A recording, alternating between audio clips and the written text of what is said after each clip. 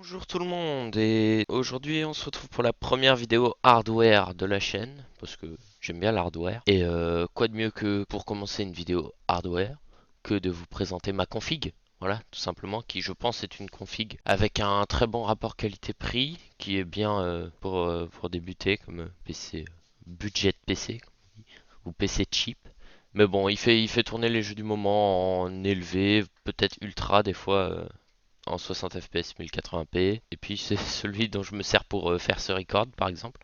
Et tous les autres qui sont sur la chaîne bien entendu. Bah donc c'est parti, hein. J'ai une petite musique en fond.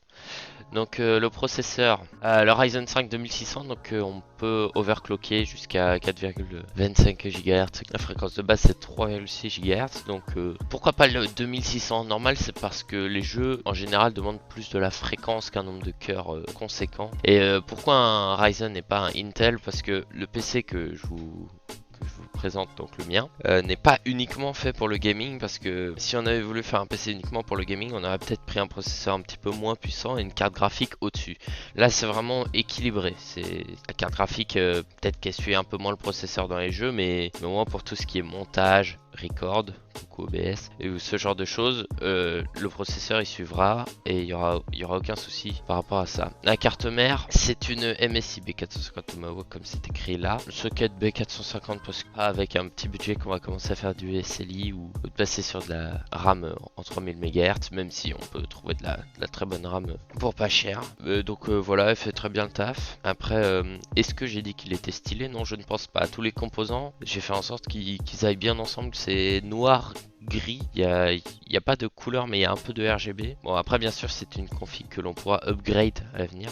Pour la RAM, donc comme j'ai dit on n'est pas sur de la 3000, on est sur de la 2666 MHz parce que la carte mère supporte au-dessus de 2666 MHz mais en overclock. Et comme on n'a pas beaucoup de refroidissement, ce qu'on verra plus tard, eh bien on va éviter de faire de l'overclocking dès maintenant. Donc la HyperX Fury que personnellement j'adore, je la trouve déjà hyper belle. Enfin dans le PC ça rend bien je trouve.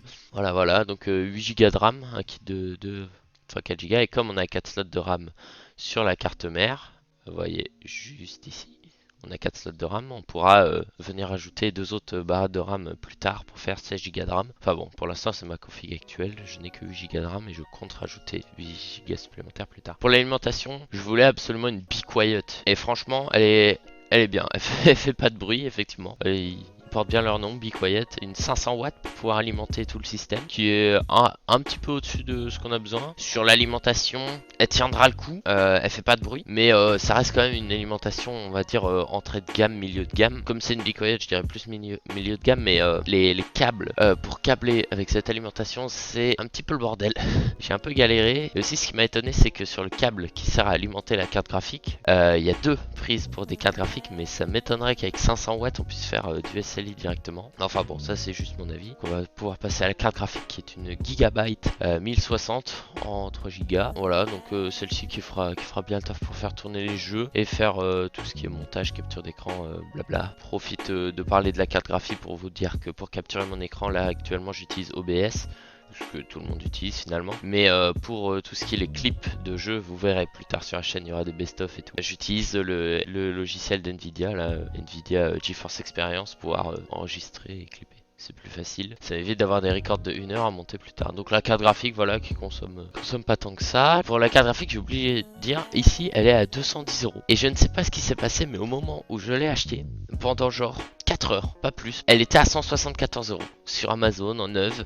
Je ne sais pas pourquoi. Donc ma carte graphique, je l'ai payé 174 euros. C'est un miracle. Et donc le disque dur. Parlons-en du disque dur. Ici, moi j'ai un Crucial MX 500 qui était en promo parce que je l'ai acheté pendant les promos. Je sais plus quand est-ce que c'était. Et pourquoi le MX 500? Parce que il est légèrement plus rapide que le BX 500. Mais quand je dis légèrement, c'est vraiment très légèrement. Ce que je vous conseille de faire, c'est soit vous prenez celui-ci pendant les promos, soit vous prenez le BX 500. Clairement, vous ne sentirez aucune différence. D'ailleurs, je suis sûr on peut le trouver. Bah voilà, il est là.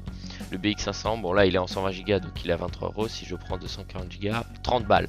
C'est quand même 12 balles de moins que le MX 500, ce qui est plutôt gros quand on parle d'une config à budget. Moi j'ai eu de la chance, je suis tombé sur une promo encore une fois. Oui, j'ai beaucoup de chance quand j'achète des trucs sur internet. Et donc voilà, donc le MX 500 qui fait le taf, hein. C'est un SSD. Franchement, j'ai déjà moi qui était sur un HDD depuis très très longtemps sur mon petit PC portable qui me sert toujours d'ailleurs quand je suis chez mon père. J'étais déjà très impressionné par la rapidité d'un SSD. Voilà, bon, donc j'imagine pas si j'étais directement passé sur un M.2, mais bon, ça c'est encore 4 fois plus cher. Mais voilà quoi, un SSD, franchement, pour moi maintenant c'est nécessaire. Si tu n'as pas de SSD, tu ne peux pas prétendre travailler sur ton ordinateur, notamment pour trimballer les fichiers, pour faire tout ce qui est du transfert, notamment pour les records, pour les importer dans le logiciel de montage, exporter tout ça. Le disque sur SSD, c'est un essentiel. Même si vous êtes vraiment très serré niveau budget, essayez de caler un SSD à 128 Go au moins. Ça coûte 20 balles ou peut-être même 10 balles, ça arrive des fois. Et franchement, ça vaut le coup. C'est un impératif. Maintenant, le gros disque dur, bah, j'ai pris un Seagate, Seagate Barracuda, le classique. Son concurrent principal, c'est celui-ci, le Blue Caviar. Bon, là, il est moins cher. Ça dépend. Les deux sont pareils, hein, techniquement. C'est les mêmes. C'est juste, il y en a un qui est bleu, il y en a un qui est vert. Faut prendre celui qui est le moins cher sur le moment. Moi, je suis tombé sur le Barracuda. Là, c'est le Western Digital. Donc là, si je la commandais maintenant, tout de suite, là, à l'heure où je tourne cette vidéo, ce qui n'est pas. Là, je prendrais le Western Digital. Ça varie. Ils se battent à 1 ou 2 euros près, c'est toujours ça de plus. Et donc pour finir le boîtier, le Aerocool Silon RGB bien sûr, RGB The Way of Life. Alors ce boîtier, comment dire, déjà son prix est plutôt faible, ce qui est cool. Franchement pour ce qu'il offre, le prix est très faible. En comparant avec d'autres boîtiers, on tourne plus autour des 40-45 euros. Et j'étais étonné, mais au moins ça évite de rajouter 15 balles pour un boîtier à 50 balles. Pléonasme. Peut-être, je sais pas. Bref, donc voilà, donc je pense que je ferai probablement une vidéo comment monter son PC. Peut-être bientôt en monter un autre. Je vais peut-être monter un serveur. Et mon serveur utilisera une vieille config. Donc ce sera assez vieux et puis ça permettra de vous montrer aussi que bah, monter un PC c'est la même chose qu'en 2005. On monte un PC de la même manière en 2018, c'est toujours la même chose. Boîtier, allume carte mère, etc. Mais personnellement j'adore l'hardware et j'adore monter des PC même si j'en ai monté que 2 dans ma vie. Voilà, donc attendez-vous à ce qu'il y ait d'autres vidéos sur l'hardware parce que j'adore ça. Et je pense que donc ma config là est à 724 euros comme vous pouvez le voir, mais je tâcherai de temps en temps, je sortirai des configs peut-être tous les mois, tous les 2 mois, tous les 3 mois. Des configs comme ça, je ferai ce mois-ci, il faut acheter ça, faut acheter ci, ça.